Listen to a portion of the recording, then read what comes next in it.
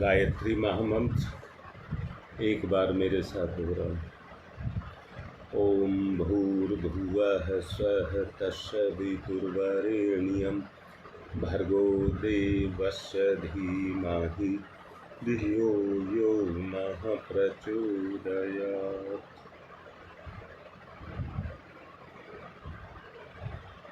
युग का परिवर्तन होना है।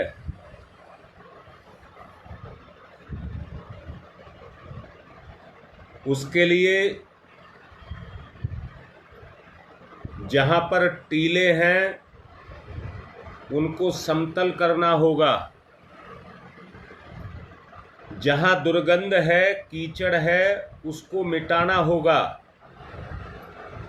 जहां पर जंगली झाड़ियां हैं उनको काटना होगा,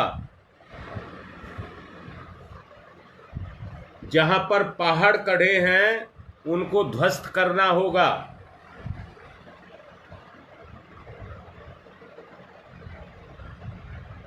संजीवनी जड़ी बूटी लानी है तो हनुमान जी से जैसे को पैदा करना होगा।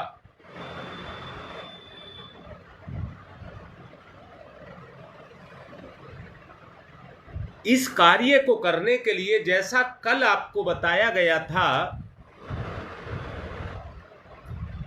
ईश्वर की कृपा तो सबको मिलती है,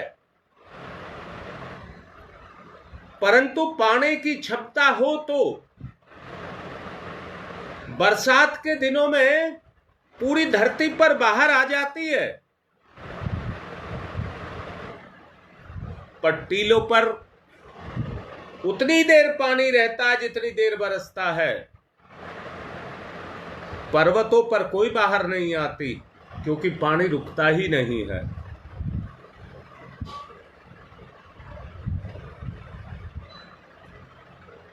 पानी को रोकने के लिए खड्डा चाहिए, भगवान को पाने के लिए पात्रता चाहिए। कल मैंने कहा था आपसे 3 बात। वैभव किसका? बताओ किसका वैभव है? और पराक्रम किसका? करते रहिए आप अपनी नामवाही के लिए।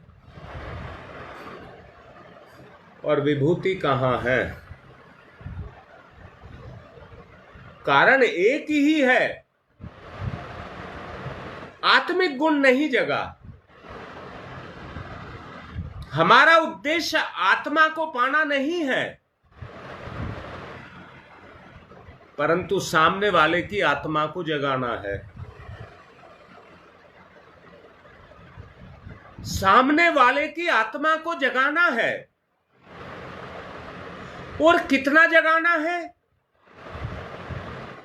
कि दोनों के बीच में प्रेम के अलावा कुछ ना हो।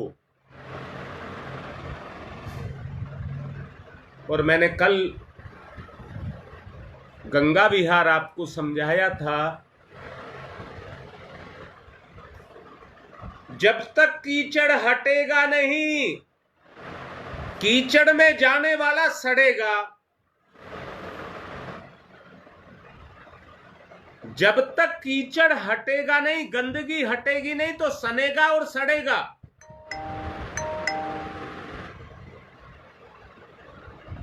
बोलो भाई, आप किसी को हृदय से प्यार करते हैं और जिसको करते हैं सामने वाले का हृदय जगा ही नहीं, तो आपको कहां से प्यार करेगा? क्रियाशील तो उसकी इंद्रियां हैं, हृदय नहीं।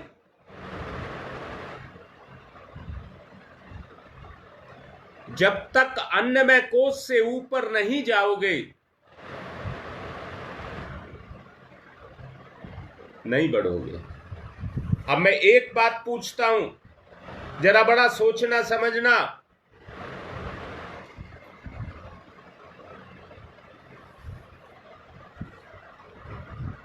लोभ कितने दिन में छूट सकता है?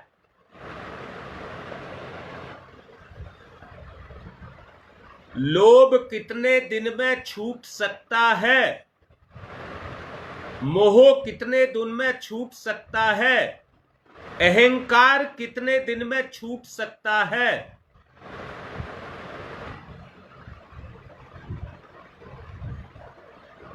अच्छा बेटा, एक बात कहूं,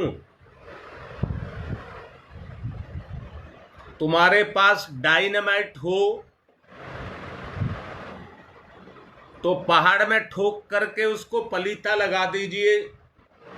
तुम्हें कुछ करने की आवश्यकता नहीं है, पहाड़ को डायनामाइट अपने आप उड़ा देगा।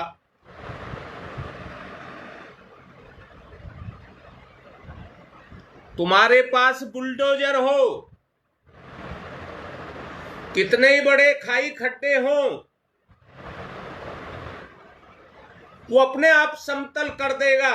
दोबारा समझना, जहां खाई है वहां टीला भी है।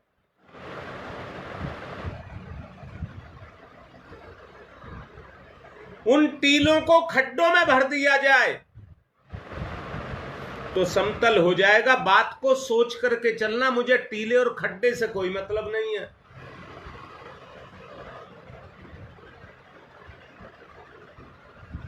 जहां आपके अंदर लोभ का खड्डा है,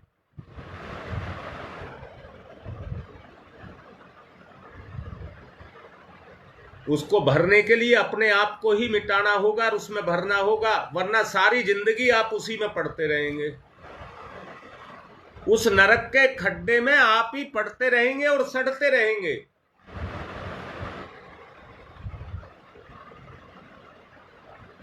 अच्छा बताओ, किसी राजा का किला है,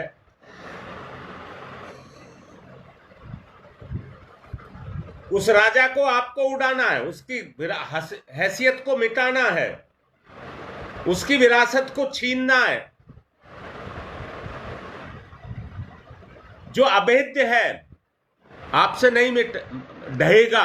अगर आप ढहाने लग गए तो नहीं ढहेगा, क्योंकि वो भी तो किले की रक्षा करेगा। तो क्या किया जाए? अष्ट धातु से बनी तोप, उसका गोला उस पर दागा जाए।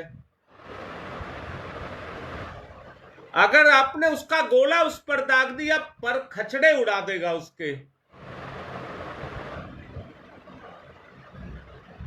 तबाह कर देगा उस किले को।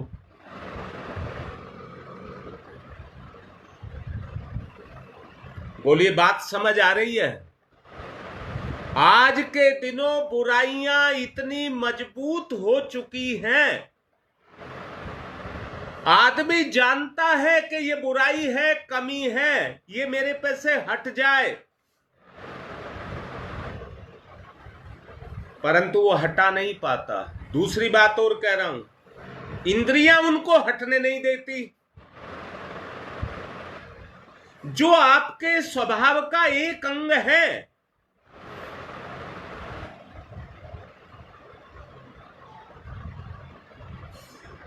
हाँ योगेश,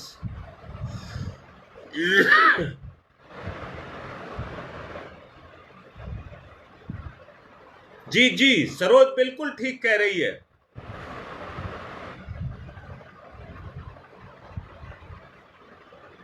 सही कह रही है बेटा। समर्थ के सहयोग का अर्थ है इस दुनिया में परमात्मा ही सर्वसमर्थ है।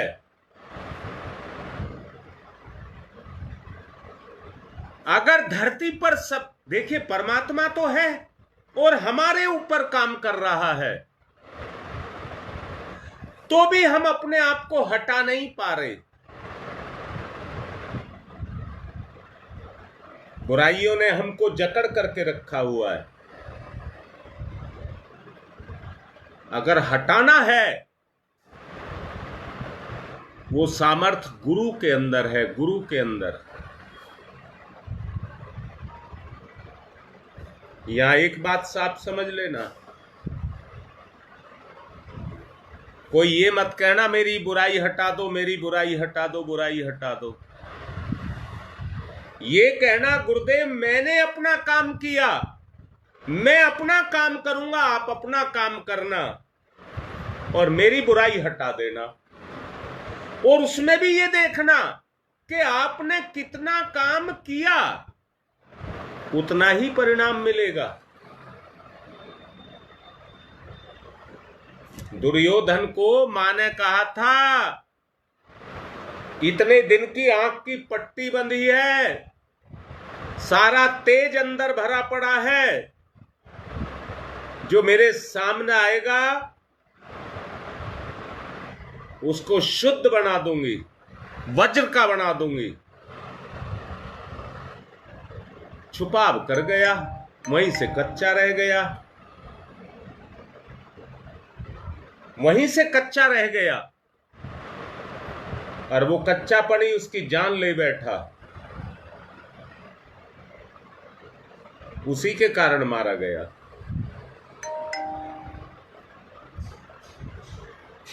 हमें ये युक्तियां सोचनी पड़ेंगी, कैसे इन विकारों को, परपंचों को, जो मेरे ऊपर काम कर रहे हैं, उन्हें हटाना और अपनी पात्रता को विकसित करना। दोबारा बोल रहा हूं, जंगली झाड़ियों से युक्त भूमि को बगीचे के रूप में बदलना है। इतने से काम नहीं चलेगा, आपने झाड़ियां साफ कर ली ना, उसको एक हरा भरा बगीचा बनाना है, उद्यान बनाना है, वो काम भी साथ चलेगा।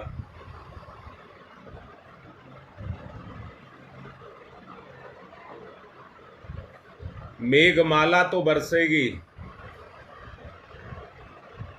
पर वो पात्र चाहिए जो उसके जल को इकट्ठा करके समय के अनुसार इकट्ठा करके रख सके, जब जरूरत पड़े उसका प्रयोग कर सके।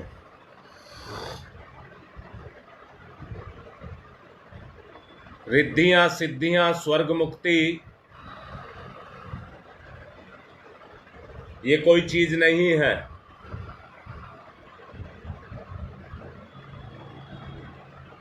अगर आपके अंदर वो भावना, लोक कल्याण की भावना जग गई, तो ये अपने आप आपके पास आ जाएंगी।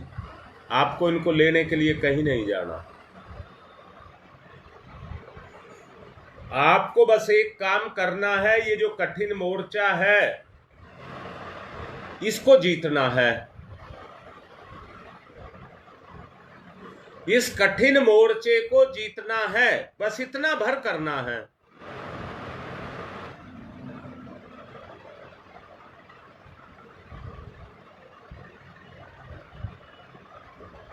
मैंने कहा है,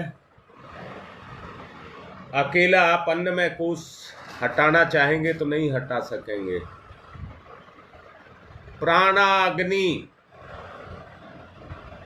जब उसके अंदर प्रवाहित की जाएगी, अन्नमय कोष के अंदर जब प्राणाग्नि प्रवाहित की जाएगी,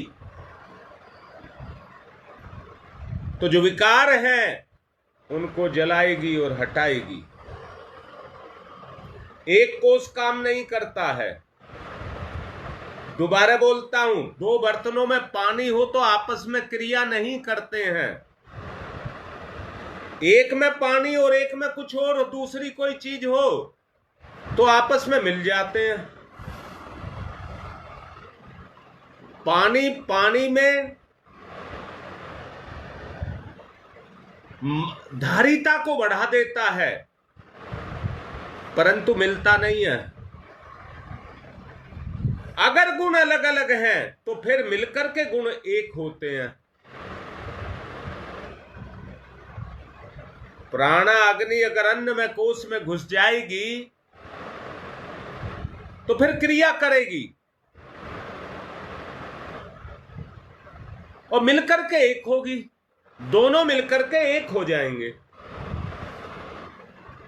क्या एक हो जाएंगे? जो विकार है वो जल जाएंगे और तेज बच जाएगा, तेज पैदा हो जाएगा। देखो भाई, जीवन के दिन काटने हो तो चल रहे हैं, कोई दिक्कत नहीं है, वो चल रहे हैं। परंतु जो ऊपर से परिवर्तन आ रहा है वो बर्दाश्त नहीं करेगा। विकारों को, आपको नहीं कह रहा हूं, वो विकारों को बर्दाश्त नहीं करेगा। अगर आपके अंदर विकार होगा तो वो आपको नहीं, आपके विकार को मिटाएगा।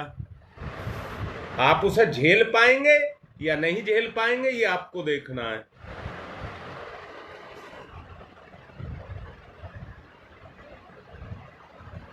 एक बात और कह रहा हूं, युद्ध में जब सैनिक लड़ते हैं, पहले तलवार से लड़ा जाता था, और जब तलवार से लड़ते थे तो सामने वाले के वार को सहने के लिए गेंडे की खाल की ढाल रखते थे। गेंडे की खाल की ढाल रखते थे। वजन नहीं होता था, पर वार को सहने की क्षमता होती थी। आपको गेंडे की ढाल जैसी अपने आप को सुरक्षित करने के लिए उस ढाल की आवश्यकता होगी।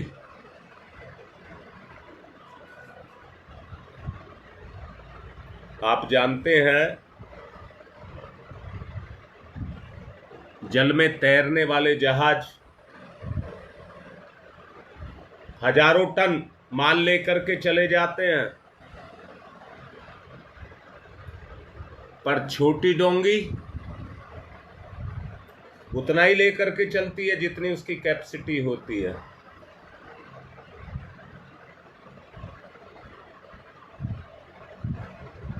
तरीका एक ही है, या तो कार्य को पूर्ण करने के लिए सब अपनी अपनी डोंगी लगाते हैं और अपनी अपनी पात्रता के अनुसार माल भर दो मेरे में, मैं गुरुदेव का काम करूंगा, मंजिल पर पहुंचाऊंगा। या सब मिल करके अपनी अपनी डोंगी ना लेकर के एक जहाज ले लीजिए। एक डोंगी को चलाने के लिए कम से कम एक आदमी चाहिए।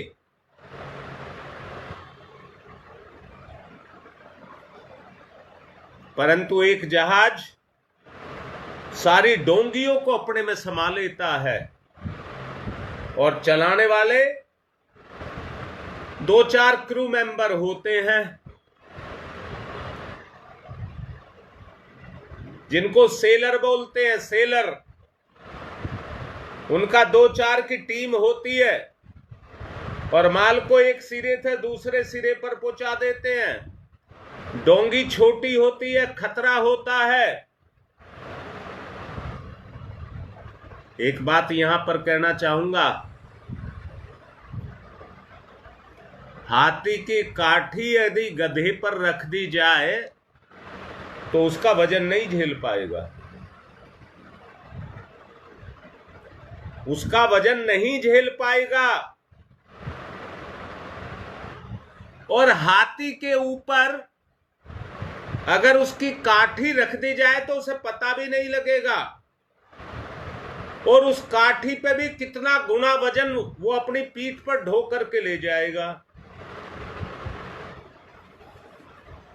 कुत्ते से, बकरे से, खरगोश से उनकी क्षमता के बराबर ही काम लिया जा सकता है,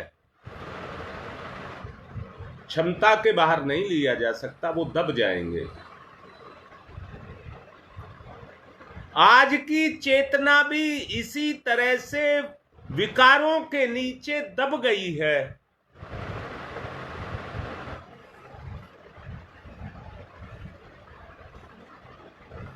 भयंकर अग्निकांड यदि हो जाए तो बड़े बड़े आकार के मोटर गाड़ियां बहुत सारा पानी लेकर के वहां पर पहुंचती हैं उसको बुझाने के लिए। वहां आदमी बाल्टी लेकर के पहुंचे पानी भर करके, तो वो रुकावट में सहयोग तो कर सकते हैं पर उसे बुझा नहीं पाएंगे, क्योंकि उन गाड़ियों से पानी प्रेशर के साथ अंदर तक जाता है, बौछार कर देता है सारे में। और एक बाल्टी पानी आपने फेंका तो एक जगह गिर जाएगा, अंदर तक नहीं जा पाएगा। आप आग की लपट का मुकाबला नहीं कर सकेंगे, आग में अंदर नहीं घुस सकेंगे, परंतु गाड़ी के प्रेशर से पानी अंदर तक जाएगा, और अंदर तक जाएगा तो आग बुझती जाएगी। अग्निकर्मी जो है आगे बढ़ता जाएगा और अंत तक मिटा देगा उसे। आपको भी कुछ इसी तरह का काम करना होगा। आपको भी कुछ इसी तरह के कार्य करने होंगे आगे बढ़ने के लिए। वैसे तो कल मेरे सामने बात आई थी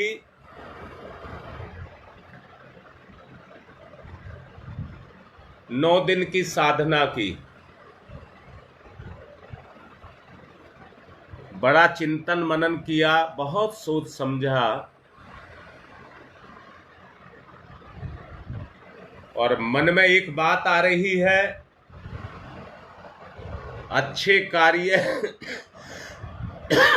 अच्छे कार्य के लिए इंतजार करना बुरी बात है, क्योंकि बुरे को तो हम जल्द से जल्द पूरा करना चाहते हैं।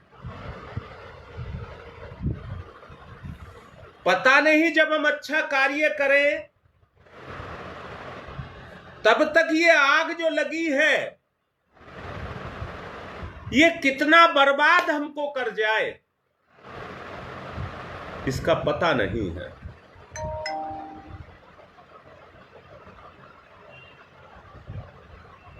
लगी हुई आग को देख करके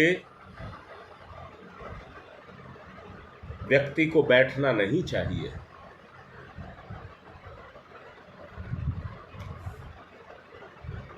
काम आपको छोटा लगता होगा, परंतु इसी काम के लिए जीवन मिला है।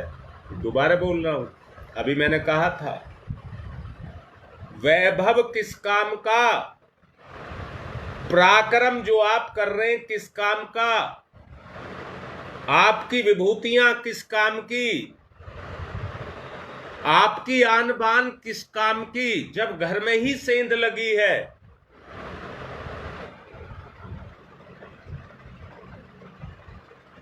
इसलिए सबसे पहले बुराई को रोका जाए।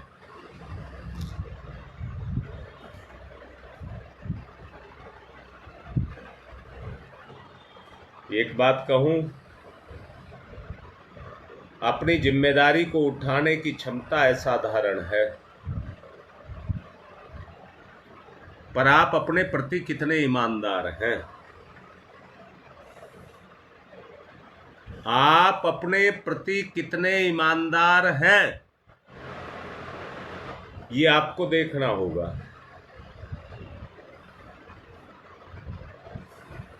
और ईमानदारी से मेरा मतलब है आप अपनी जिम्मेदारी को कितनी ईमानदारी से निभाएंगे।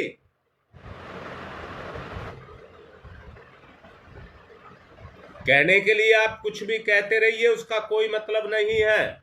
करने के लिए आप कुछ करते रहिए, झूठ मूठ हो जाता है। सच को देखिए, अंदर छुपे हुए विकार हमारे अंदर उस सत्य को प्रकट नहीं होने देते। बाबा राम, तुम बताओ, पहले धोबी कपड़े धोते थे या नहीं धोते थे?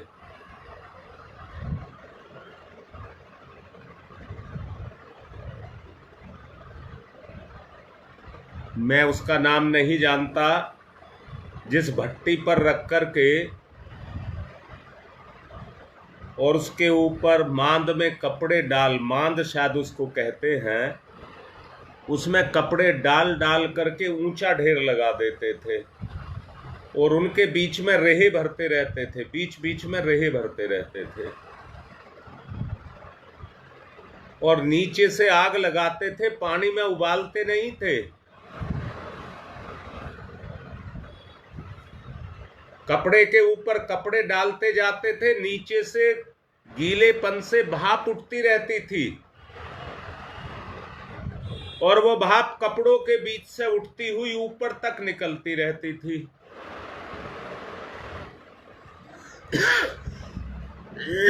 बाबा राम, मेरी बात ठीक लग रही है? बताओ इन सबको। जब वो भट्टी में कपड़े रेहे डाल डाल करके उसके ऊपर चुनते जाते थे तो मैल की कटाई वहीं होने लग जाती थी। पानी में नहीं उबालते थे, वो इतने समझदार थे। बहुत ईंधन चाहिएगा, वो कम ईंधन में काम करते थे, थोड़ा सा पानी का प्रयोग करते थे। बस जो भाप उठती थी उससे कपड़े को गर्म करते थे, भाप से गर्म करते थे। अगर पानी डालना है तो जो वो नीचे उनका बर्तन होता था, माद जिसको मैं कह रहा हूं, उस पर पानी डालते थे। वो कपड़ा ना जले, डायरेक्ट गर्मी कपड़े को ना मिले जिससे कपड़ा जल जाए। और फिर उन एक एक कपड़े को उठा करके पत्थर पर डाल करके डंडे पटका करके उसको इतना भक्क कर देते थे, आप कितना ही साफ कर लीजिए, पर जैसा उन्होंने साफ कर दिया आप नहीं कर सकते।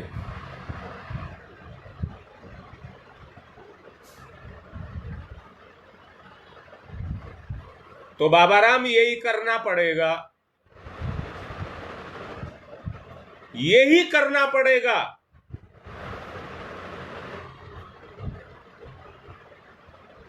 बात कुछ ज्यादा बिगड़ गई है अपनी।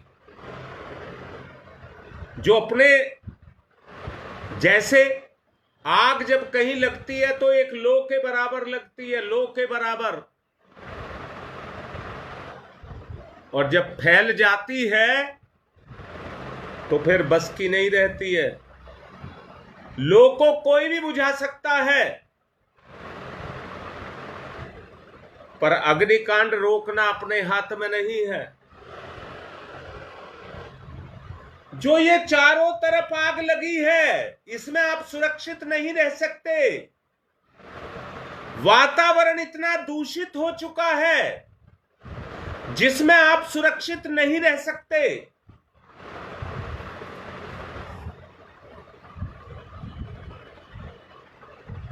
बड़े व्यक्तियों की टीम चाहिए, बड़े व्यक्तियों की टीम।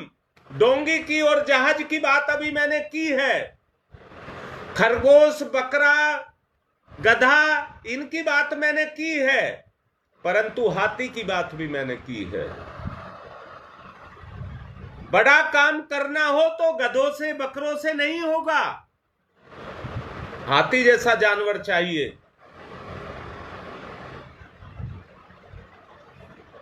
सारी धरती का उथल पुथल करना है तो छोटी शक्तियां नहीं, परमात्मा की शक्ति ही काम करेगी।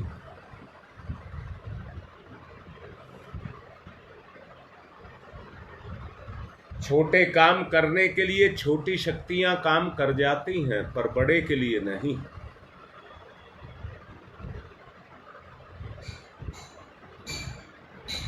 इन दिनों बड़ी उथल पुथल होनी है, बड़ी उथल पुथल होनी है। परिवर्तन एक साथ चारों तरफ आएगा। मैं कहता हूं बाबा राम, एक खेत भरना हो तो अपनी ट्यूबवेल से आप भर लेते हैं, और इलाके को अगर भरना हो तो सारी ट्यूबवेल भी चला दी जाए तो नहीं भरेगी।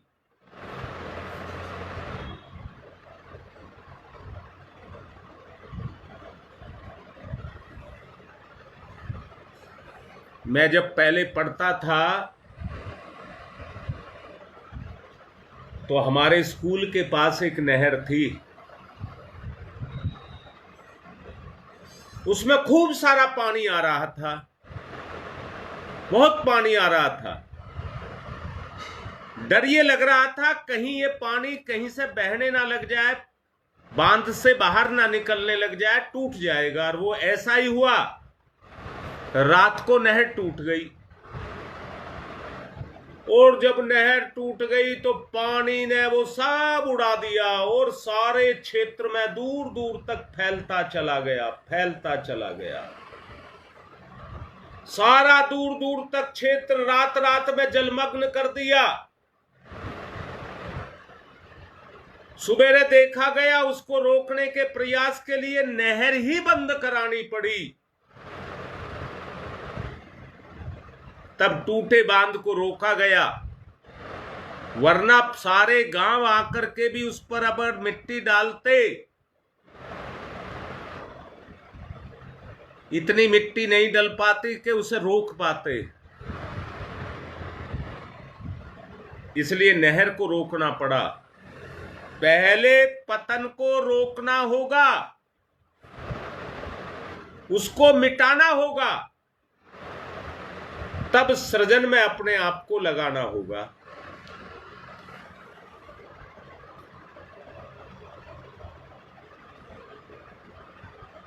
आप चारों तरफ झांक करके अच्छे से देख सकते हैं क्या स्थिति इस समय पर पैदा है।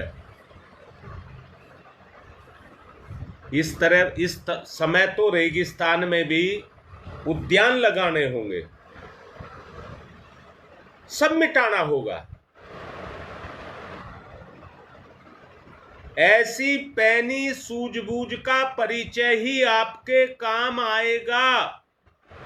विपुल साधन सामग्री आपको जुटानी पड़ेगी, विपुल साधन सामग्री आपको जुटानी पड़ेगी।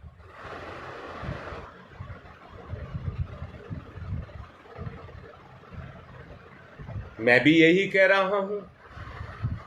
राकेश देख लीजिए, देख लीजिए, आपके सामने है, और सोच लीजिए ऐसा दुस्साहस हमें जगाना होगा। अकेला आदमी हिम्मत नहीं कर सकेगा, अकेले का ये काम नहीं है, अकेले से नहीं चलेगा। सतयुगी साम्राज्य अगर लाना है तो आत्मा के सहारे के बगैर नहीं होगा। आत्मा का सहारा आपको लेना होगा।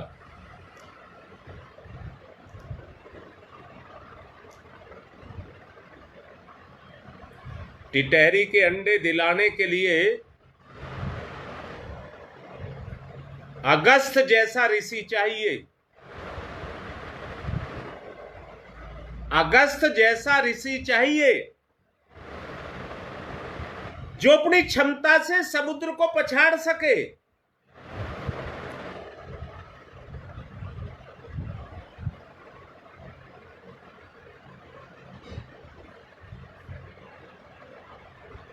धरती को मिटाने के लिए, धरती को बदलने के लिए जन्मे जैसा यज्ञ करता चाहिए, जिसके मंत्रों के अंदर इतनी ताकत हो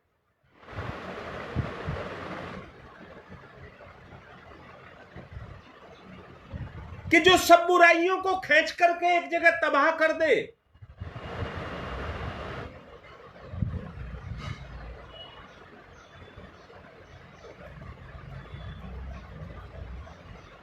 ऐसी शक्तियों को जागृत करना पड़ेगा जो चुनौती देने की ताकत रखते हों, जो इस तांडव को, जो बुराइयों का चल रहा है, इसको रोक करके यहां पर उल्लास भरे सरंजामों को जुटा दे। ऐसी शक्ति चाहिए। ऐसा पराक्रम चाहिए जो मीनार को टेढ़ी बना दे और वो टिकी रहे। उसको खड़ा करने का दुस्साहस पैदा कर दे। ऐसा पराक्रमी चाहिए जो समय के प्रवाह को उलट करके उल्टा कर दे, यानी कि उल्टे को सीधा कर दे, उस पर हमें कटिबद्ध होना पड़ेगा। परिवर्तन की बेला है, जान लें बहुत अच्छे से। परिवर्तन की बेला है, बहुत अच्छे से जान लें। और परिवर्तन कहां से होगा? मुझसे होगा, मुझसे होगा। इंतजार नहीं करना, मुझे बदलना होगा।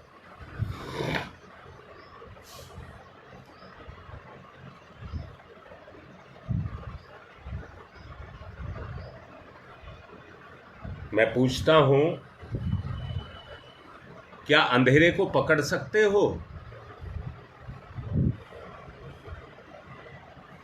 क्या आप अंधेरे को पकड़ सकते हो, बांध सकते हो?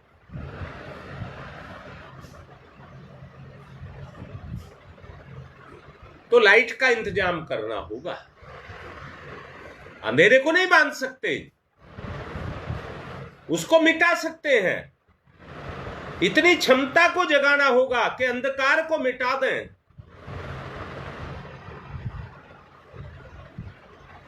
उस क्षमता को जागृत करना होगा। स्वर्णिम आभा वाला सूर्य उदय होने लगे। स्वर्णिम आभा वाला सूर्य उदय होने लगे।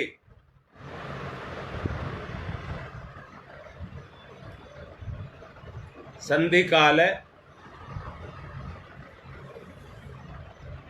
याद रखना। उच्च आत्माएं इस समय की, इस संधि बेला की पता नहीं कब से इंतजार कर रही हैं। उच्च आत्माएं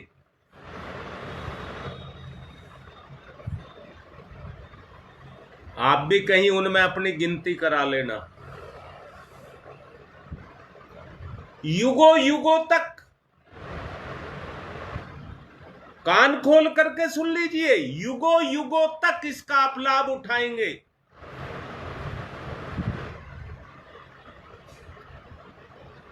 एक बात कह रहा हूं, दुर्योधन की तरह से उत्तेजित नहीं होना है। विपत्तियों का संकेत हर किसी को मिलता है। विपत्ति आने से पहले विपत्ति का संकेत हर किसी को मिलता है। दुर्बुद्धि, मैंने अभी कहा है, संयम का पालन करना है।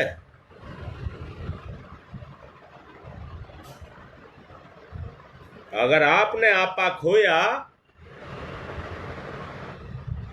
तो घटने वाली घटना आपको बर्बाद कर जाएगी।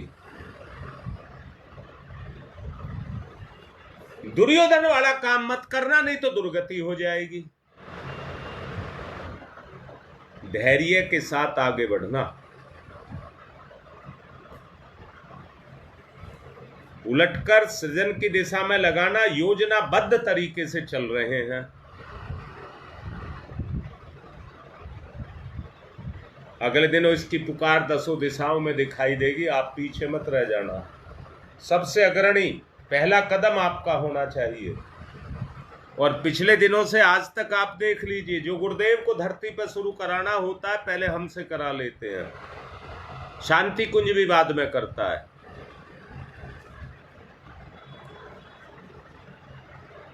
समय ज्यादा हो गया है, आज की बात को यहीं रोक रहा हूं। और बड़े अच्छे से मन बना लेना।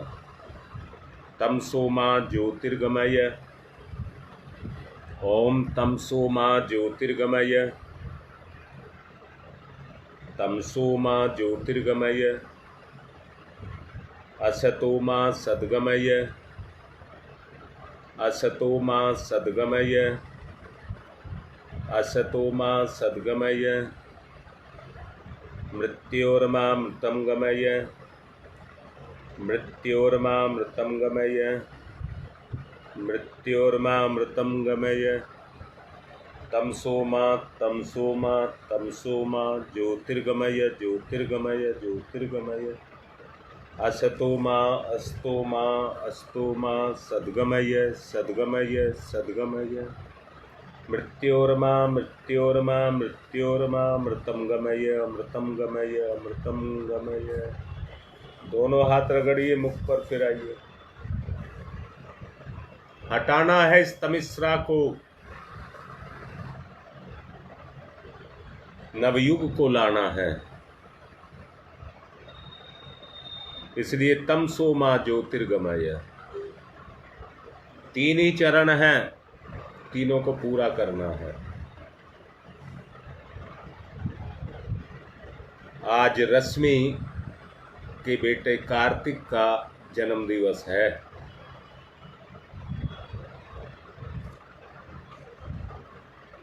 ये बच्चे ही इस परिवार के आधार हैं, जो इस परिवार को ऊंचा उठाएंगे।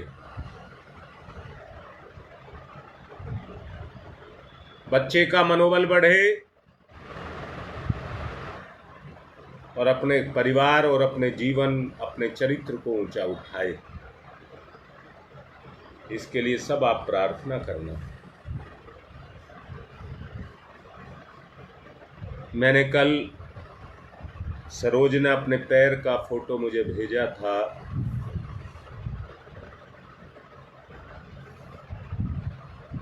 मेरी लाडली है, मुझे बड़ा तरस कल से उस पर आ रहा है। वो सीन मेरी आंख में घूम रहा है।